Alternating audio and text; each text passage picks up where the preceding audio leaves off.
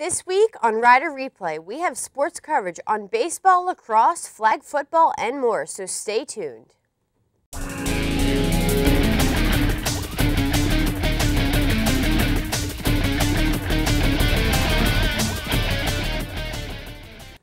Hi, I'm Kevin Whitehead. And I'm Ashley Monahan, and welcome to Rider Replay. What a week for sports here at Rider. Now that we're spring into yet another spring season, baseball was 3-1 this past week, including a win versus rival NJIT. But before we get into the Red Hot Bronx, Ash, what's up with the boys' lacrosse team? Well, it was opening day for the lacrosse team on Saturday, April 2nd.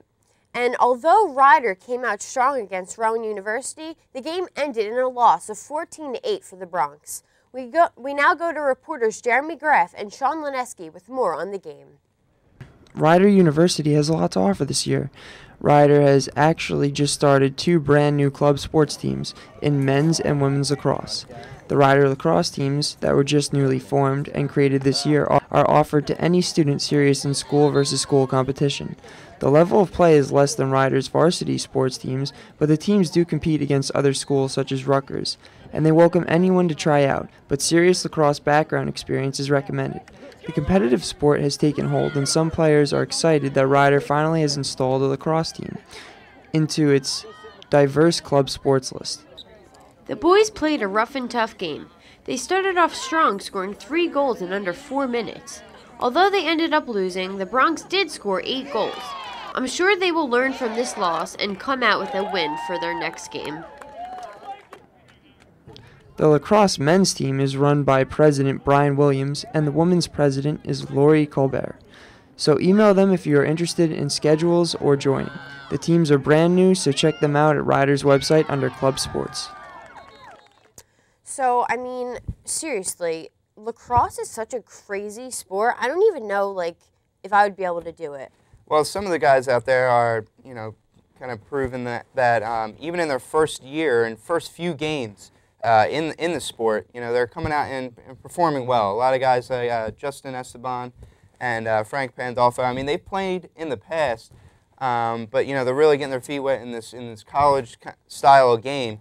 And being mentored by Julian Teixeira and some of the other players that have been played, they kind of have a mixed group of veterans and first-year players. So. Yeah, and I mean, I'm sure that the loss will actually make them excel in the next game. They'll learn from this loss, definitely.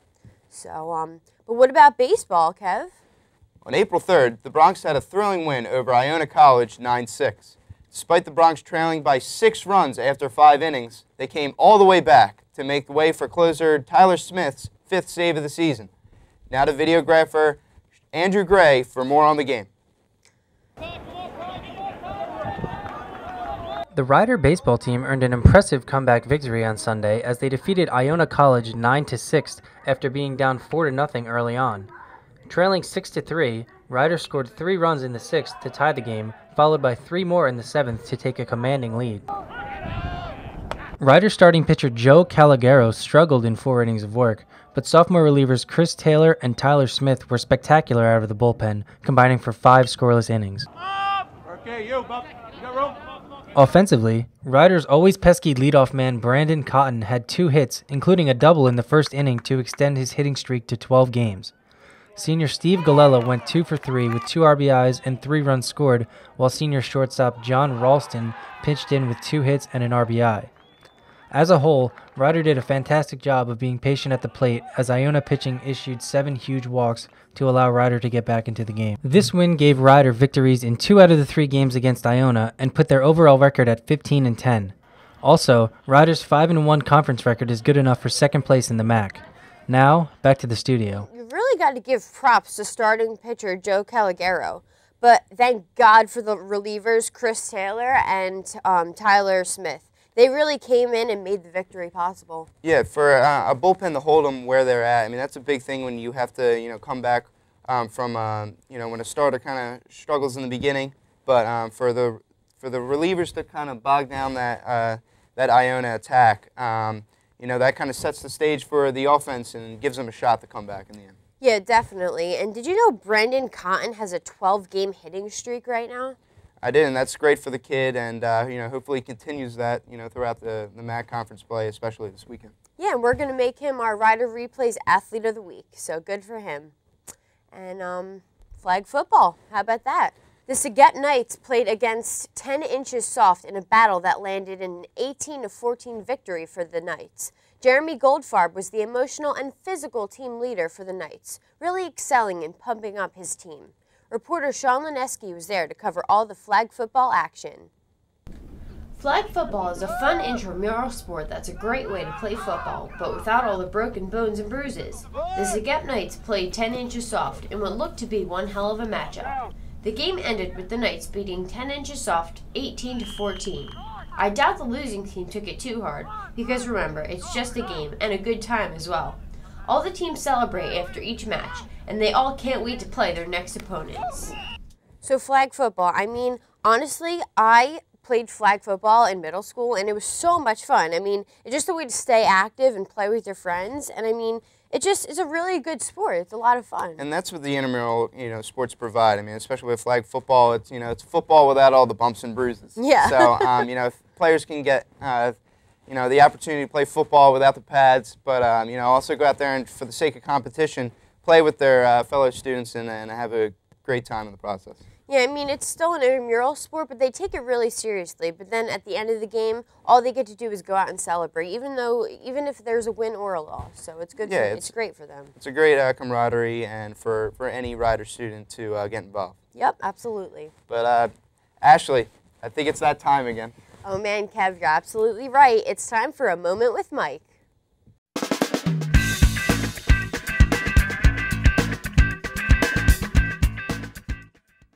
Thanks, Ashley. Checking the scene this week. In college basketball, the UConn Huskies won their third national championship by defeating Butler 53-41 this past Monday in Houston.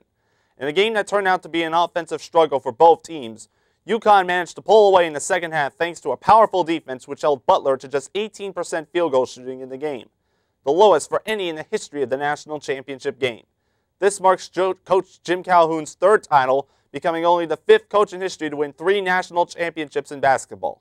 In the women's title game held in Indianapolis, Texas A&M won their first national championship by upsetting Notre Dame 76-70 thanks to 30 points from All-American forward Danielle Adams.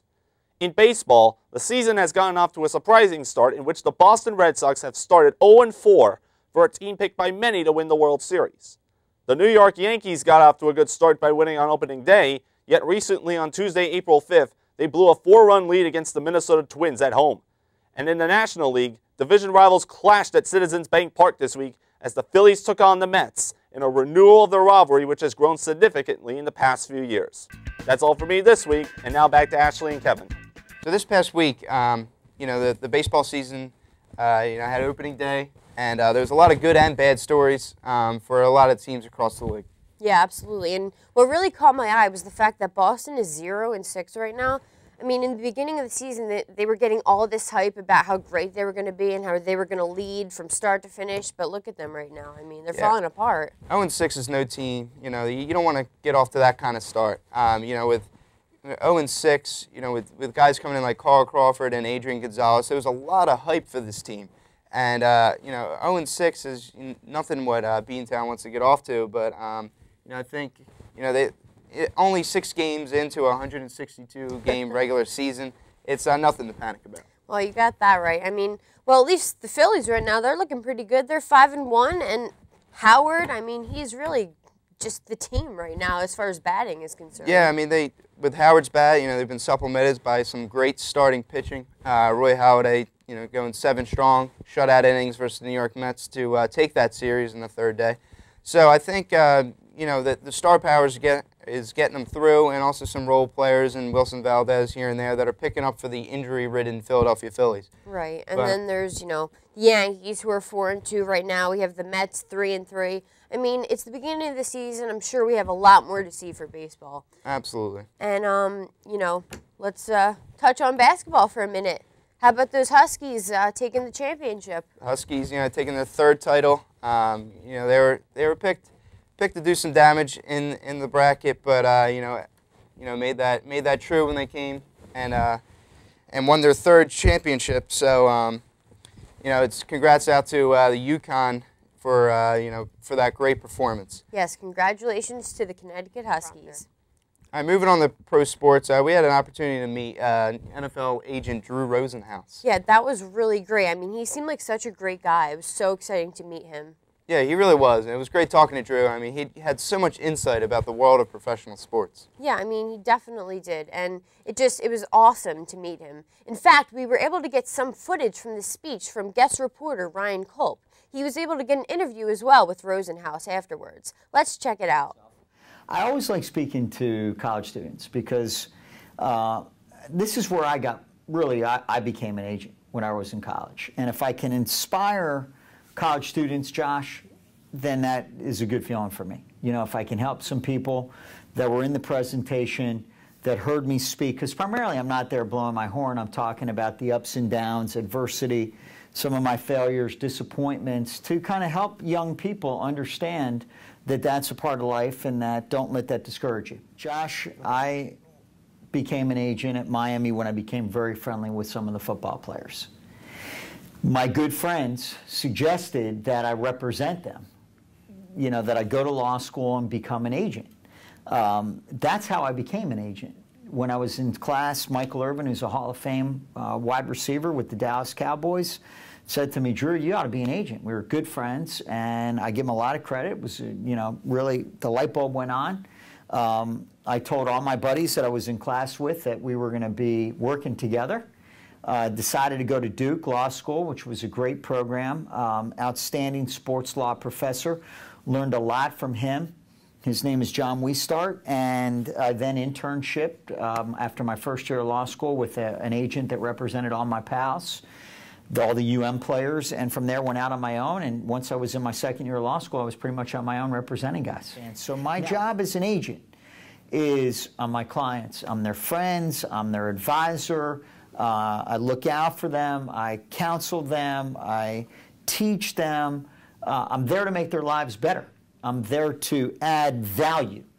The value of, number one, for rookies getting drafted high, preparing for the draft, for veterans getting the best contract, making the most money on and off the field. I mean, the notoriety does help because when I meet with a college athlete or an NFL athlete, there is a very good chance that they are going to know who I am.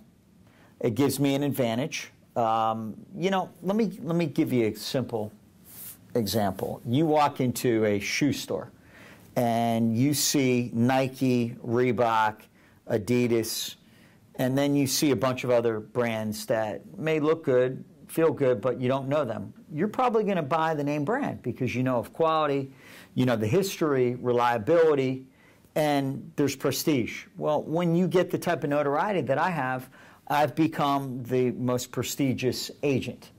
People think we're the villains, we're the bad guys, we are money hungry. No, we're just doing a very important function. We are helping our clients deal with the adversity of the NFL, protect them, help them be the best that they can be, which enables guys to have longer careers, more productive careers.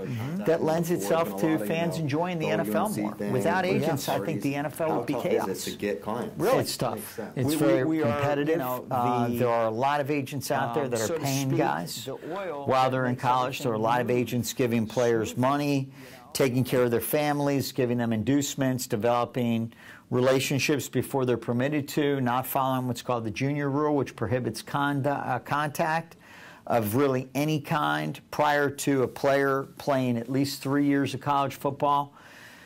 I mean, it's tough. College recruiting's tough, even for me as a prominent agent. So we only get the guys that follow the rules. I mean, we only get the guys that are looking to sign with the agents for the right reasons, and there's enough of them out there.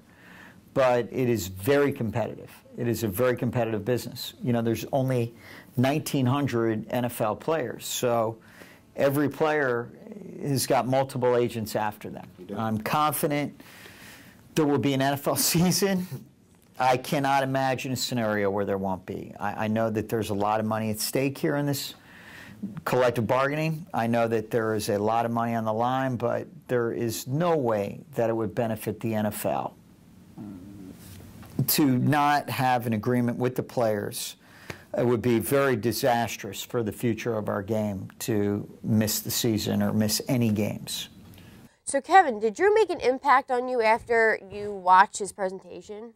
Yeah, definitely. He had a lot of insight, like I said, and he's been in the game since he was 22, the youngest agent to break into the NFL, and he has his own agency now and in his mid-40s. So he's a very seasoned agent. With players like Deshaun Jackson, Chad Ochocinco, Plaxico Burress. Yeah, Burress. Didn't last long, but Terrell Owens. So he's works with all these different kind of personalities, and definitely works well with the media as well. So. Yeah, absolutely.